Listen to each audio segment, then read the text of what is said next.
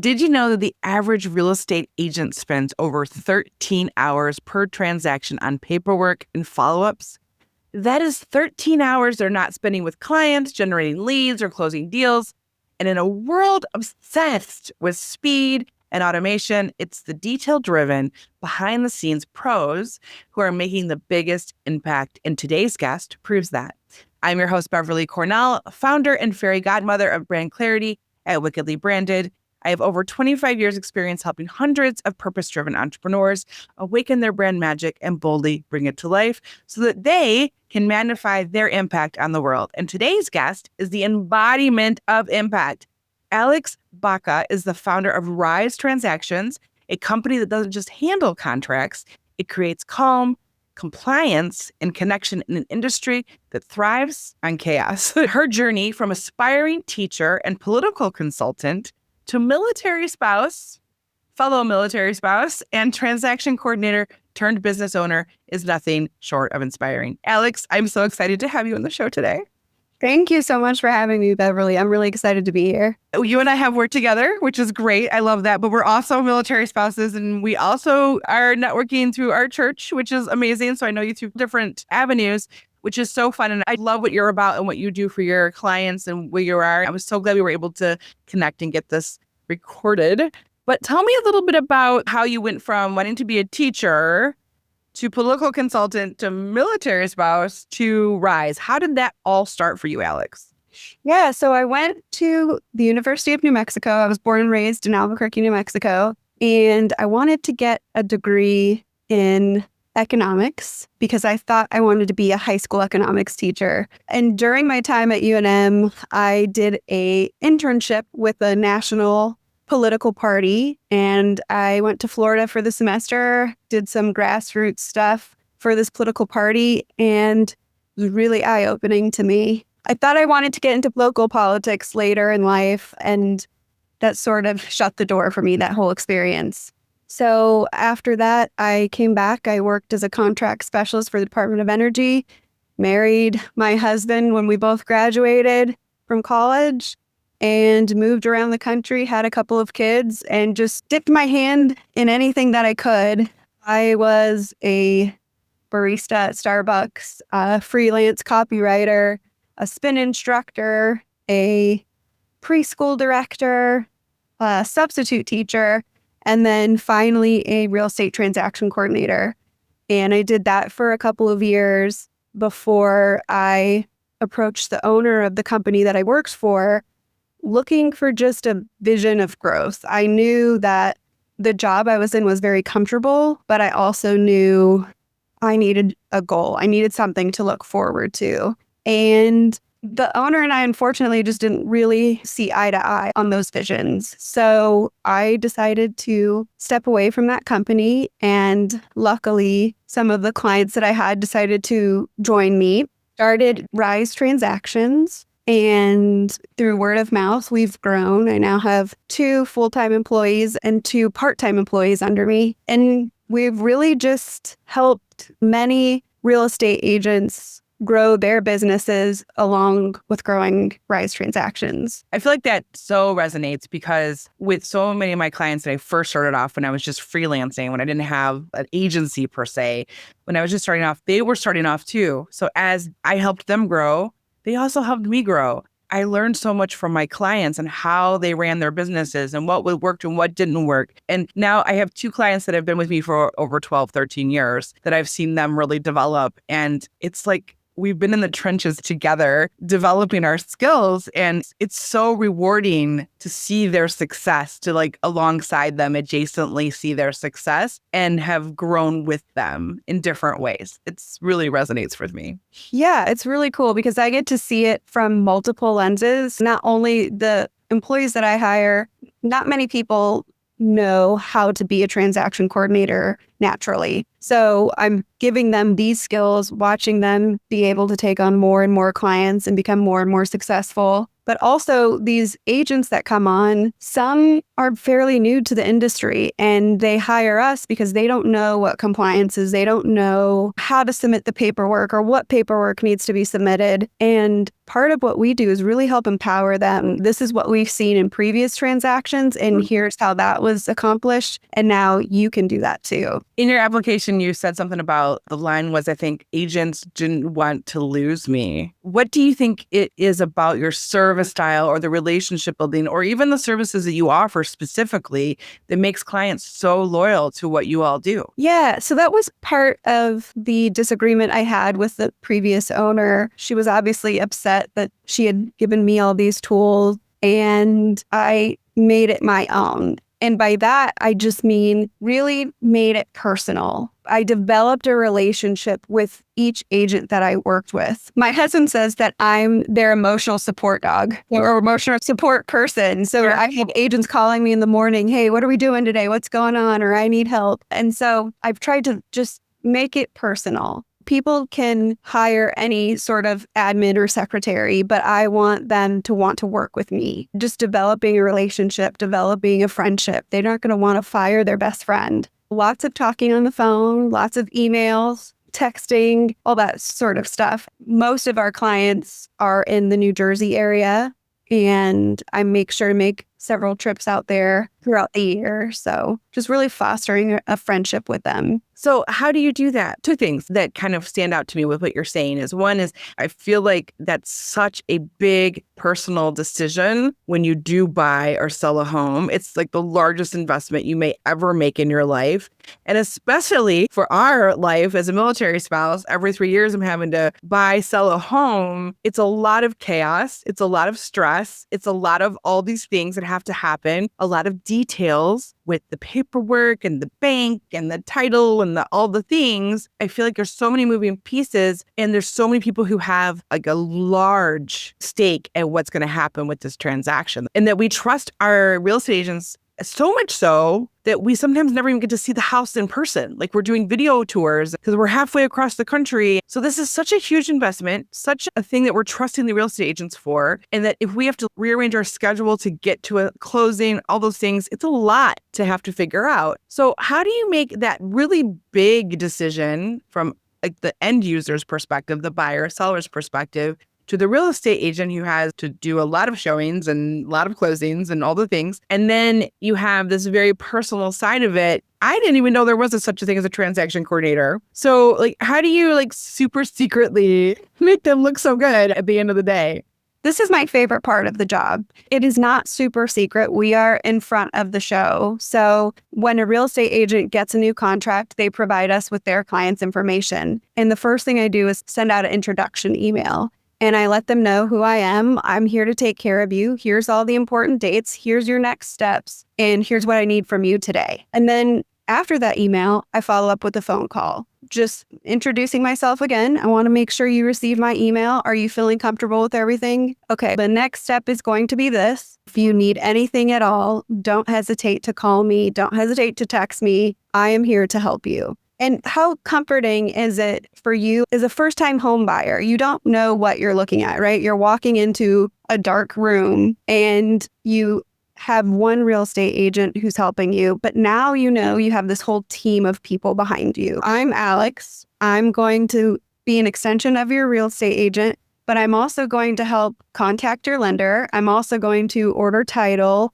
If you need an attorney, we'll get you an attorney. Here's who we recommend for home inspections or any type of inspections. So it's a whole team. We're that part of that safety net. And my favorite part of the job is just really making these clients feel comfortable. Because if they go to the agent with, whoa, Alex is amazing, you don't want to lose her, then they're happy, I'm happy, and you walk away with a nice home at the end of the day. Tell me a story of a testimonial or a review, a story of really made you so proud of the work that you do. I had been doing this part-time for a little while, and then I switched over to a team of 10 agents, a real high-producing team. And I just started working for them. I had never done so many transactions at once. So I felt lost a lot of the time. And at one point, the team was all in training and there was some sort of tax thing that came up and the seller is freaking out.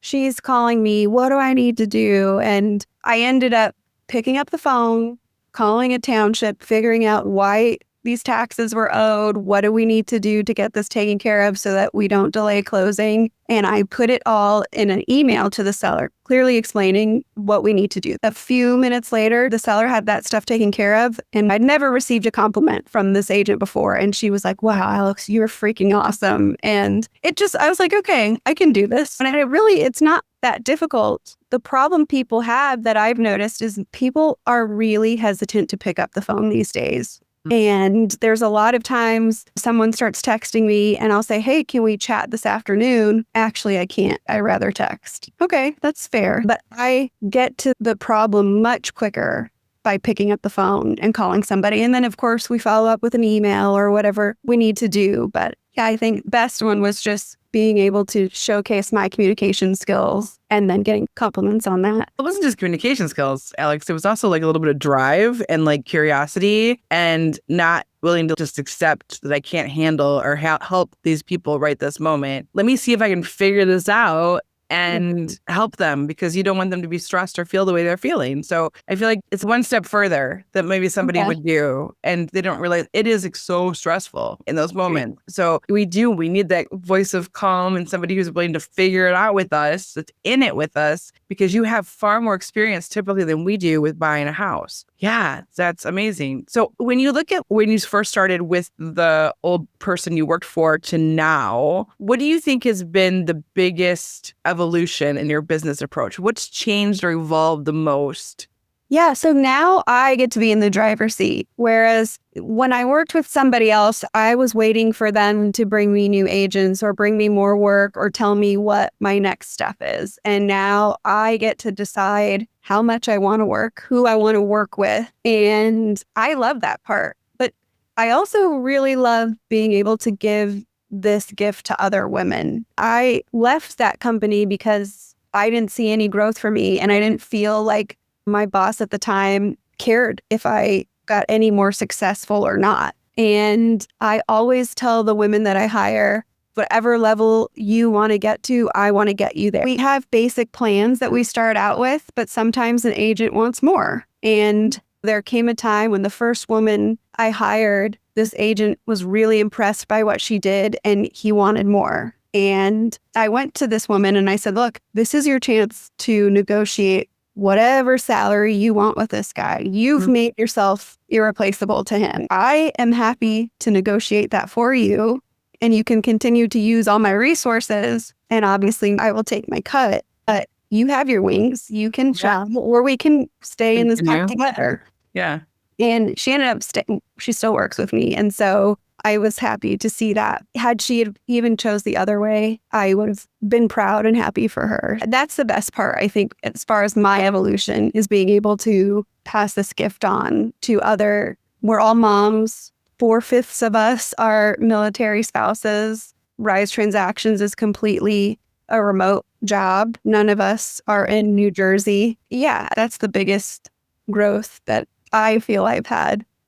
It's a really good reminder for entrepreneurs who are listening right now, in the sense that you get to design the exact business that you want to run and how you want to run it. And if it is military spouses, if it is specifically moms, if it is specifically remote, if it is that they have an opportunity to fly and do bigger things. We have the same, very similar model here. We actually have like a real estate lawyer model where I have an umbrella and they use the tools and systems I have, and they are essentially independent contractors and building their own business under mine. But that to me was so important for some different reasons than what you have. But I feel like my core values speak through that. I want to help other people build their businesses without maybe all the mistakes and struggles and stuff that I had to go through, and support them sooner and mentor them to grow with the systems that I have created, that I know work, that are repeatable, that will make them successful far sooner. And so there's something really innate in that. But that was a choice I made. I had to figure that out on my own. That was even a possibility. I didn't even know that I could, as a marketer, have a real estate legal structure of my business. I feel like when you are more intentional about your core values and the things that matter to you, and you can tweak your business to fit you more personally, you will be happier. Your business will be more successful. You will be distinctive in the marketplace. There's so much that you can lean into when you fully align the business to who you are and what matters. Yeah. The most important thing for me is running my business in a way where I have 2 young girls. And when they ask me what I do or what happened during the day, I want to be proud to share what I'm doing with them. I want something that they want to do, or at least maybe it's not specific to real estate or owning their own business, but they want to have that same work ethic. Yeah. My stepson, years ago, there was a question through school that said, what does your dad like to do? And he likes to watch football, play video games or whatever. What does your mom like to do? She likes to work. Clearly, maybe I need to differentiate that a little bit more because I do. I work from home. It's a little harder to turn it off, all those things. But yeah, I was like, I do love to work, but there are other things that I like to do, Elliot. I want them to work hard for what they get, but not necessarily burn themselves out. Like I want them to understand the value of all of that and balance. And if Zeke takes over the business, great. If not, it's okay too. I don't know about your girls, but Zeke is my biggest fan. I wrote a book and he was like, I'm taking it to school to show everybody. And I don't think they're going to care about a marketing book, honey, but that's so sweet. Well, I love that. I love that. Super cute. Yeah. And I think you're just showing such a good example for your children on how you can create the life you want. You can create this business that you want, and you can be really proud of it. So what do you think is the biggest challenge in running Rise transactions, especially as remote and virtual and being not in the same location and some of those kinds of things, and that your clients are in Jersey and not North Carolina? What does that look like? What is the challenges in that? Yeah, so there's several challenges. One, growth could be moving into different states, moving into different markets, right? And so the challenge is learning the different compliance, the different requirements for not only each state, for each brokerage, for each area, but really within the market that we serve. The biggest challenge I'm having right now is we are in an age where everything can be automated. Everything can go into ChatGPT or some sort of AI. And then we also have lots of people overseas who are willing to do our job for half the price. So what I try to stress is real estate is all about building relationships, all about most of the referrals you get are word of mouth. Those are the best referrals. And same with me. So we don't do anything automated. Everything somebody touches with their hands, sends out, everything has a personal touch to it. We put your logo, we just immerse ourselves as an extension of that agent or their team. When we're competing against systems and people who are half the price, it gets a little difficult. And we have lost clients because of that. But that's okay. I don't lose sleep over that. But it's part of just human evolution, really. But I still want to make sure that we are focusing on building that relationship, building. AI is never going to care about you. Despite the fact that it talks like it cares about you, it's never going to care about you the way you care about your clients. And how many automated emails do you receive in a day? And if you were to receive something regarding a house you're purchasing, one, you might think that's a scam. How do I know that I'm actually supposed to make my deposit through this link? Wire fraud is huge in title companies with that. Even now, you don't know, some listings aren't even real. And houses that are occupied are being listed as for rent and not even by the owner. AI is great, but it also can be used for the wrong things. So true. Even in marketing, we use AI. We embrace AI.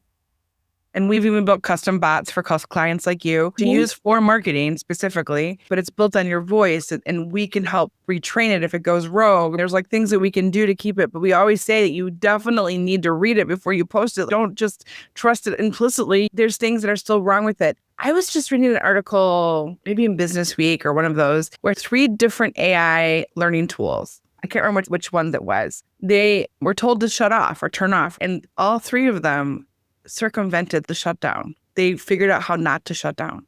And then another client of mine who actually has AI, it's called Foxit, and they actually are a competitor to Adobe. And they do e-sign, things like that as well. And he has a podcast about AI and technology. And there was somebody who had his own religion based on AI being the all-knowing Wow. whatever. And I was like, oh my gosh. Like the implications of this are so different than what I had anticipated. Yeah. I don't think we even were ready because we don't even know where it's going to go. It's so interesting, but also a little bit nerve-wracking of where it's going to go. But I love AI. It has made us far more productive. It's helped so much with ideation. It helps so much with trending. There's so many things that are so good about it.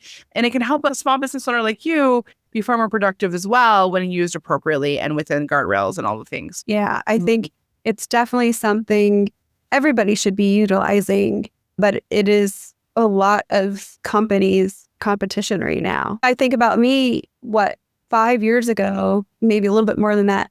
Before I started all of this, I was a freelance writer. I wrote like landing pages for Check and Go. I'll never have to do that again. Prompt engineering and like prompt tweaking as you're going through content will be a superpower. That's going to be the thing that's so important. So you have to be a good writer to even start. Otherwise, you don't know what good writing is. So there's still so many skills you're going to need. It's interesting. And I'm almost 30 years in the business and I have team members who are not that seasoned and this is all they've known. And I'm like, you have no idea.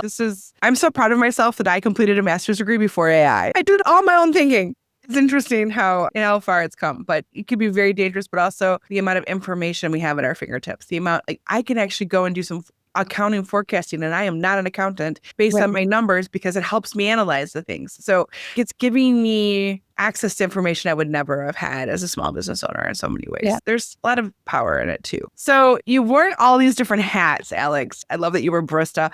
Who was it that I was listening to? Somebody was a waitress before she became an actress. And she said every single human being should serve people in the food and restaurant business before they start a business or do something outside of it. You've been a military spouse, which is its own unique thing. How has all of this helped shape your leadership style and your ability to adapt? Because things like AI are like ever changing and moving. How has that helped you and informed you in that? That's a great question. I married my high school sweetheart and we met when we were in middle school. And in middle school, he knew he wanted to be in the military. He knew he wanted to go to a service academy. And at the time, he wanted to be in the Air Force. Now he's in the Army. But he has always had that strong calling on what he's supposed to do. And I still don't have that.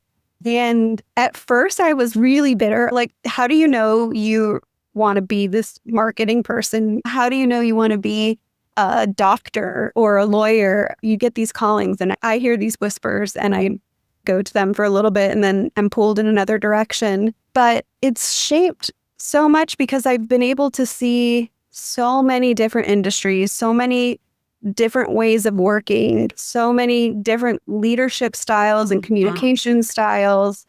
And I think if you asked an agent why they like working with me, it would be because I am that voice of calm. I can have a million things coming at me and it's all right. One thing at a time. What is the most important? And let's take it from there. I like to say that I know a little about a lot of things and a lot about nothing. And it's true. You can ask me something from the left to the right and I might know a little bit about it. It helps me to communicate with so many different types of people, young, old, from different cultures, religions, whatever that may be. And I think I have the Army to thank for that too. Our lifestyle does have so many difficulties, but it also gives us a lot of privileges. They pay for us to move from one side of the country back and forth. And yeah, that has its own set of difficulties. But also, I've met so many great people. Without the Army, I wouldn't have this company. And I tell my kids each time we move, because they're upset about leaving friends, but how lucky are you that you have met so many great people that you're going to miss and eventually see again one day. And now you get to go meet a whole new group of people. Would maybe miss them again or be friends with them the rest of your lives. We think of our family or friends back home that are still there. And they have that same group of people. And granted, that bond keeps growing and there's benefits to that as well. We can go to different states, different parts of the world even, and have a friend. It's been a really cool journey trying on all these different hats.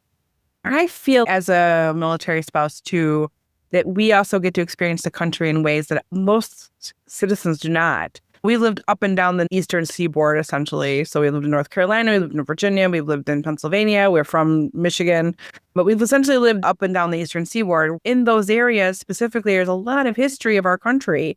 First State, Virginia, Jamestown, Williamsburg, Petersburg, all these places that are so critical in our history.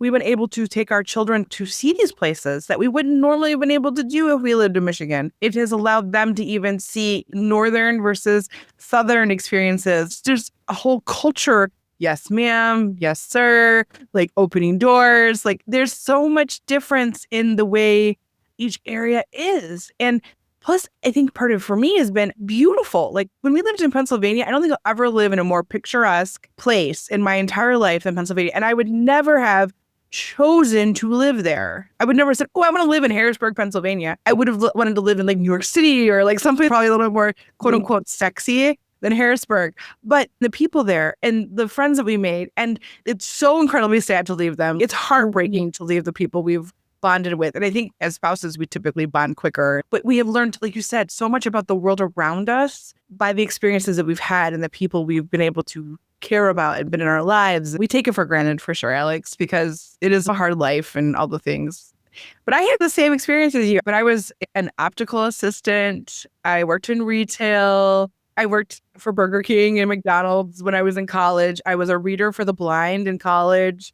I did all these different things. And I think when you have these different experiences, they just really enrich and make a much more holistic perspective, for sure. My husband feels kind of the same way. He's never really had a quote unquote career until he entered the Army. But those experiences he had before actually informed so much of his career now. So it's interesting how beneficial they can be, even though it wasn't maybe so planned and organized or intentional in some way, right? I love that you're sharing that you weren't necessarily a career-driven, like always wanted to be this thing. I was an accidental entrepreneur due to my husband's career as well.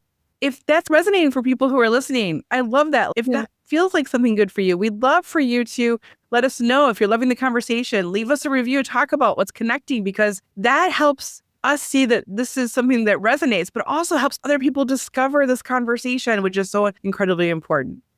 Okay, Alex, here's the season's big question.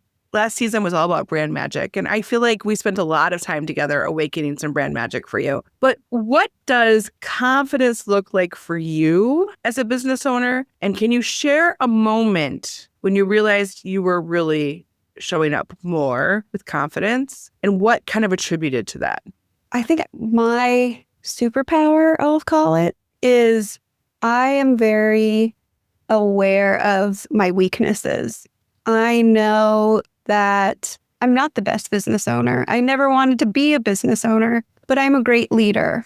I also know that I don't have the answer to every question. I don't know the mortgage loan process. I don't know the title insurance process or all those things, but I am willing to figure it out or at least direct you to somebody who is. So my confidence comes from knowing that I don't know everything and the willingness to ask for help, I guess. It comes from others, right? I know that I can't do this alone and I wouldn't have a job by myself. Being able to ask others for help or for direction and then giving that back to the clients, to the agents, or whoever needs it, really. Was there a moment where you felt like you knew you got it? Like no matter what's thrown at you, is there a moment that kind of solidified that for you? Hey there, you've just finished part 1 of the Sparking Ignite Your Marketing episode. How are you feeling? Excited, inspired? But we're just getting started. Next Tuesday, we're dropping part 2 and you won't want to miss it. Be sure to subscribe to our newsletter so you'll be the first to know when it goes live. Until then, take a breather. Let those ideas simmer and we'll see you next week.